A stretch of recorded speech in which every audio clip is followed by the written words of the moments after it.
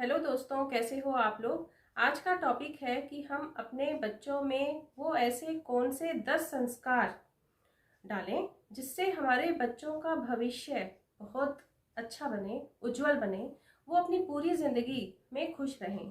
और बच्चे अगर खुश रहेंगे तो माँ बाप तो अपने आप ही खुश रहेंगे ही। तो एक्चुअली क्या होता है कि हम बच्चों में कैसे संस्कार डालते हैं, यही उनके पूरे जीवन की नींव बनती है ना। जैसे हम संस्कार डालेंगे वैसे ही बच्चों की नींव बनेगी। एक्चुअली जो संस्कार बच्चों के अंदर डाले जाते हैं वो बच्चों को एक राह दिखाते हैं उनकी मंजिल तक पहुंचने के लिए, उनके एक सुखी जीवन के लिए। अब अगर ये संस्कार सही है तो उनकी जीवन की राह भी सही है, लेकिन अगर उनमें डाले गए संस्कार गलत होंगे तो ऑब्वियसली उनके जीवन की जो राह है वो ही गलत हो जाएगी। और जब जीवन की राह ही गलत है तो वो अपनी मंजिल तक पहुंचेंगे कैसे। तो सबसे पहला जो मैं पॉइंट लेना चाहूँगी, बिल्कुल अपने एक्सपीरियंस के आधार पर मैं आपसे बताना चाह रही हूँ। तो जो फर्स्ट पॉइंट है वो है कम्युनिकेशन गैप। मैंने कई बार देखा है कि बच्चों में और पेरेंट्स के बीच में एक कम्युनिकेशन गैप होता है। कई जगह बच्चों के मन में इतना ज़्यादा डर होता है पेरेंट्स के प्रति कि वो अपनी बात को पेरेंट्स के सामने रख नहीं पाते, अपनी प्रॉब्लम्स को पेरेंट्स से कह नहीं पाते। और जब वो अपनी प्रॉब्लम्स को अपने पेरेंट्स से कह ही नहीं पाएंगे तो उन्हें उस प्रॉब्लम का ठीक से सोल्यूशन कैसे मिलेगा, है ना। तो माँ बाप के प्रति सम्मान होना चाहिए, बिल्कुल होना चाहिए, लेकिन इस सम्मान का मीनिंग ये बिल्कुल भी नहीं है कि उनके बीच में एक ऐसी डर की दीवार खड़ी हो जाए कि वो अपनी बहुत इम्पॉर्टेंट चीज़ें भी आपसे शेयर ना कर पाएँ। कई बार ये भी ज़रूरी होता है कि बच्चों से कोई गलती हो गई है और आपका व्यवहार बच्चों के साथ इतना फ्रेंडली होना चाहिए कि वो इवन उनसे कोई गलती हो गई है तो उसे भी वो सबसे पहले आपके पास ही आकर बताएं। देखिए कितना ज़रूरी है ये चीज़। अगर उनके मन में एक अननेसेसरी डर होगा तो वो कैसे अपनी ये गलती जो उनकी हुई या प्रॉब्लम या कोई भी और अच्छी बात भी हो सकती है वो कैसे आपके साथ शेयर करेंगे। तो आपने देखा कि कितना इम्पोर्टेंट है बच्चों और पेरेंट्स के बीच में कम्युनिकेशन गैप का ना होना। सेकंड जो बहुत इम्पॉर्टेंट पॉइंट है वो ये है कि जो आज के बच्चे हैं वो भविष्य के वयस्क हैं, वो फ्यूचर एडल्ट हैं। आज हमें बच्चों को इस तरह से शिक्षा देनी है जिससे वो फ्यूचर में डिसीज़न लेने लायक बने, डिसीज़न लें। आप अपनी चीज़ों को बच्चों के ऊपर थोपे नहीं। छोटे छोटे बच्चों से ही आप ये शुरुआत कर सकते हो। जैसे आपने कहा कि बेटा आपको ये वाली चॉकलेट खानी है, ये वाली नहीं खानी, ये खाओ ये मत खाओ, या ये वाला खिलौना लो ये वाला खिलौना मत लो, या इस फ्रेंड से दोस्ती करो, इससे बच्चे से दोस्ती करो, इससे दोस्ती ना करो। इवन जब वो बच्चे थोड़े बड़े हो जाते हैं तो उनसे ये कहना कि नहीं आपने ये वाले सब्जेक्ट्स चूज़ करने हैं, ये वाले सब्जेक्ट्स चूज़ नहीं करने।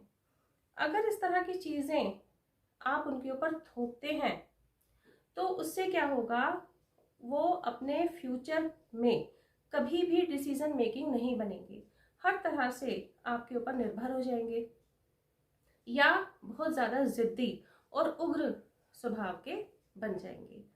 अगर वो अपने भविष्य के लिए डिसीजन मेकिंग बनते हैं तो हर समय तो पेरेंट्स बच्चों के साथ नहीं रह सकते ना।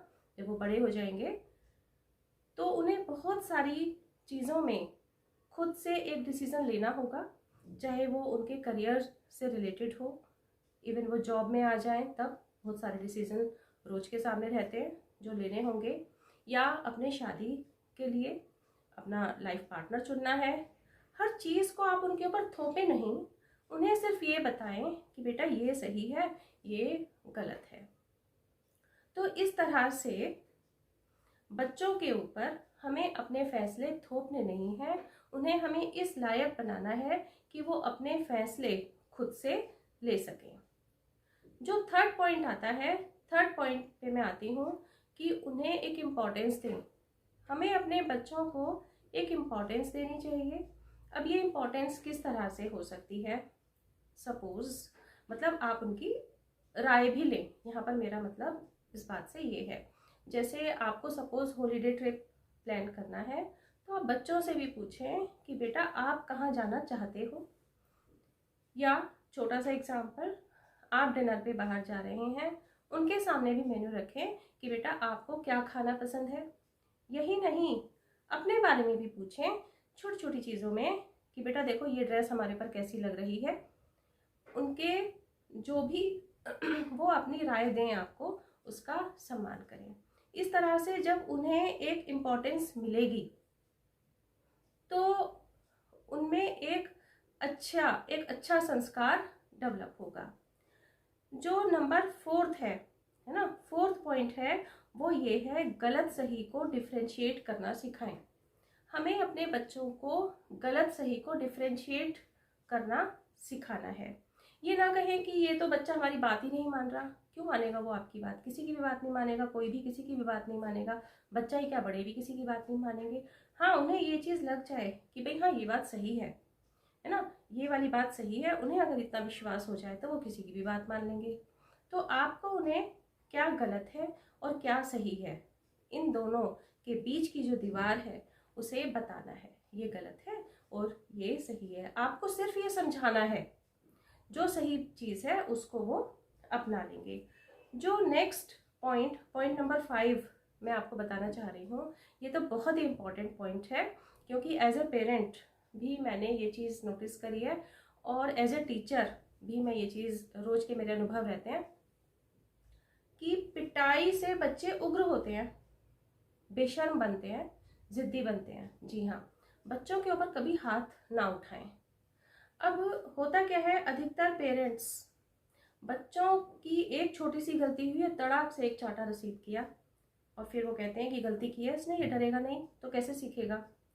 या बच्चा एग्ज़ाम में करके आया और उसका कुछ गलत हो गया, उसने एक बार बता दिया कि भाई हमारा ये क्वेश्चन गलत हो गया, ये हमारा ये गलत हो गया, तो तड़ाक से एक चांटा रिसीव करा। वो बेचारा नेक्स्ट टाइम बताएगा ही नहीं कि मेरी गलती हो गई। उसका तो फेल होने लायक भी होगा ना पेपर, तो वो आके ये बताएगा कि जी मेरा तो बहुत ही बढ़िया एग्जाम हुआ, इस बार तो मैं टॉप करूंगा।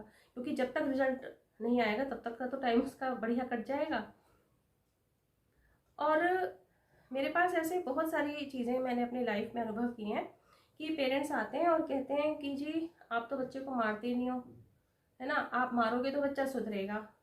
और मैंने कहा भाई आपने भी तो खूब ठोक ठाक के लाए हो घर से बच्चों को, जब वो नहीं सुधरा तो मेरे ठोकने से क्या होगा? क्या ठोकने से पीटने से बच्चा सुधर सकता है? बिल्कुल नहीं सुधर सकता, वो बेशर्म हो जाता है। आज हो सकता है 2 चांटे खाने से वो किसी काम को कर ले, नहीं पढ़ रहा था, आपने उसको 2 चांटे रसीद किए, डर के मारे वो किताब कॉपी लेके बैठ गया। अब उसको 2 चांटे खाने के बाद उसका एक्सपीरियंस हो गया उसको, है ना, अगले दिन उसे उन 2 चांटों का फर्क ही नहीं पड़ेगा, आपको 2 की जगह 4 चांटे लगाने पड़ेंगे, तब वो पढ़ने बैठेगा। एक समय वो आएगा कि उसे कोई चांटों से फर्क ही नहीं पड़ेगा। इसको कहते हैं बेशर्म होना। वो बेशर्म हो चुका होगा कि मार लेने तो क्या फर्क पड़ता है ना, निकल लेगा वो खेलने के लिए या कुछ भी और एक्टिविटीज़ के लिए जो आप नहीं चाहते। तो मारने से बच्चा कोई कभी नहीं सुधरता, बेशर्म और जिद्दी बनता है।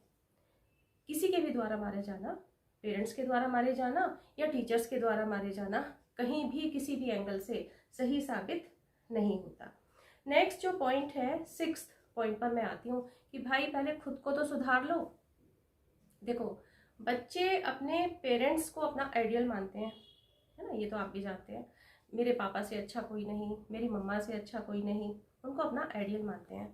और ऐसे में अगर सपोज मैं एक छोटा सा एग्जांपल लेती हूँ, आप एब्यूजिंग लैंग्वेज यूज़ कर रहे हैं, आप अपनी बातों में गाली वाले शब्दों का प्रयोग कर रहे हैं, तो वो तो आपको आइडियल समझता है। मेरे पापा ने ऐसे वर्ड्स बोले या मेरी मम्मा ने ऐसे वर्ड्स बोले तो ये फिर सही है।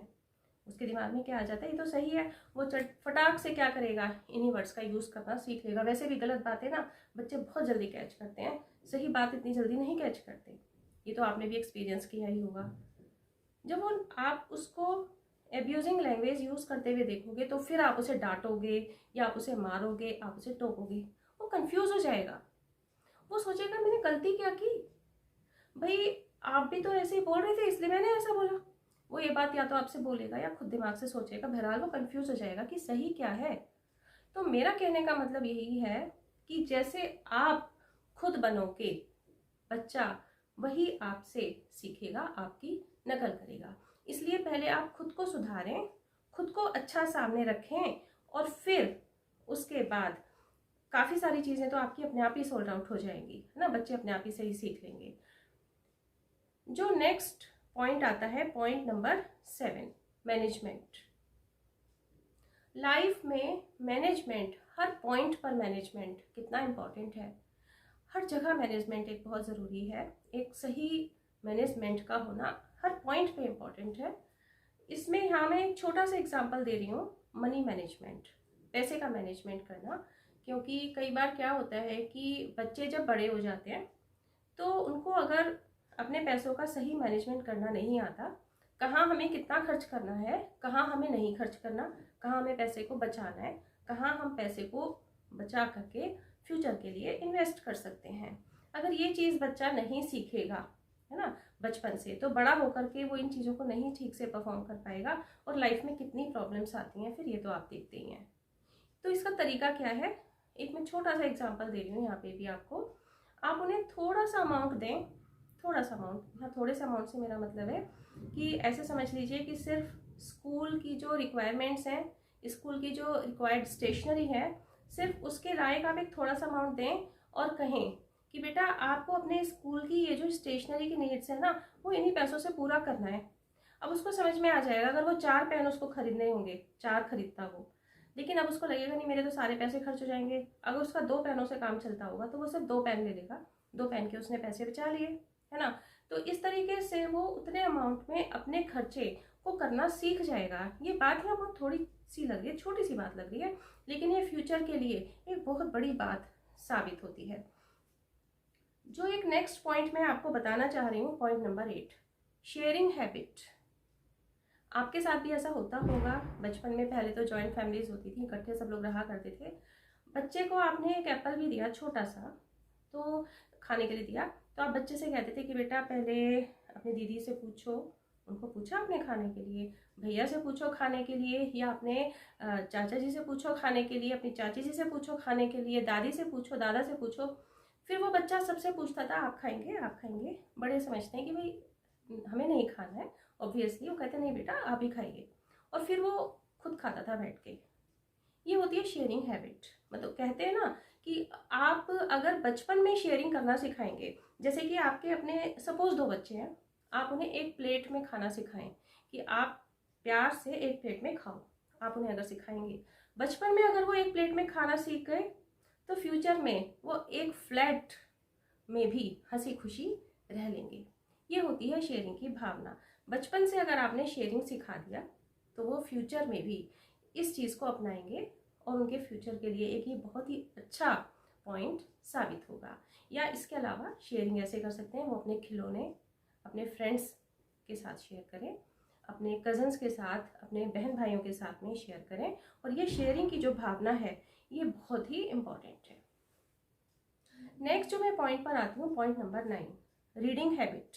आपको याद होगा हम लोग अपने बचपन में कॉमिक्स पढ़ते थे, तरह तरह की कॉमिक्स, और मुझे आज भी बहुत सारे तो डायलॉग्स भी याद है, मोटू पतलू और जाने क्या क्या हम लोग इतने पढ़ते थे, कॉमिक्स पढ़ते थे। और गर्मी की छुट्टियां तो पूरी कॉमिक्स पढ़ पढ़ के ही हमारी जाती थी, नंदन चंपक और न जाने क्या क्या। तो ये जो रीडिंग हैबिट है ये आजकल लगभग ख़त्म है, जो कि बहुत ही ज़रूरी है। अपने बच्चों को स्क्रीन से दूर रखें, प्यार से, ज़्यादा मोबाइल के सामने ना रहें, ज़्यादा टीवी के सामने ना रहें, बल्कि उनकी एज के अकॉर्डिंग इंटरेस्टिंग, बहुत बोरिंग वाली नहीं, उनकी एज के अकॉर्डिंग क्वालिटी बुक्स ला के दें जिसमें उनको इंटरेस्ट भी आए, और उन्हें इस चीज़ के लिए इंस्पायर करें कि बेटा आप ये बुक्स पढ़ो, है ना, और पढ़ के हमें बताओ, चाहे वो स्टोरी के रूप में है, बेटा हमें पढ़ के बताओ इसमें क्या कहा राइटर ने, है ना। आप उनसे खुद सुने, इंटरेस्ट लें उसमें, उनमें जो ये रीडिंग हैबिट डेवलप होगी, और जब वो क्वालिटी बुक्स पढ़ेंगे तो उनमें एक इतना अच्छा संस्कार डेवलप होगा कि आप खुद देखकर हैरान रह जाएंगे। एक लास्ट जो मैं आपको पॉइंट बताना चाह रही हूँ ये भी बिल्कुल उतना ही इम्पॉर्टेंट है। Physical activity. देखिए आज क्या होता है, बच्चे सुबह उठते हैं, सुबह उठ के तैयार हुए, स्कूल चले गए, स्कूल से आके थोड़ा बहुत खाया पिया और तुरंत अपनी बुक्स लेके ट्यूशन चले गए।